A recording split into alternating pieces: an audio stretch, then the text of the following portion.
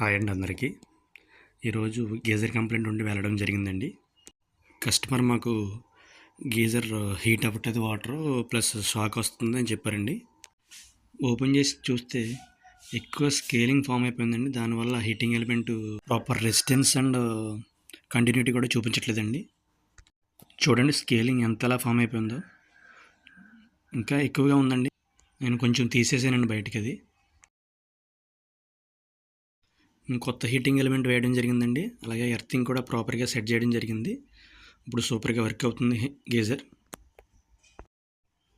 మీరు కూడా every 6 months ఒకసారి, అట్లీస్ట్ 1 yearకి ఒకసారైనా ఇలా గీజర్, ఏ గీజర్ అయినా ఇలా సర్వీసింగ్ చేయించుకుంటే ప్రాపర్గా వర్క్ అవుతుందండి. అలాగే ఎర్తింగ్ కూడా ప్రాపర్గా ఉండే విధంగా చూసుకుంటే ఎటువంటి ప్రమాదాలు జరగవండి. ఆగండి కొంచెం లైక్ చేసి సబ్స్క్రైబ్ చేయండి. Thank you.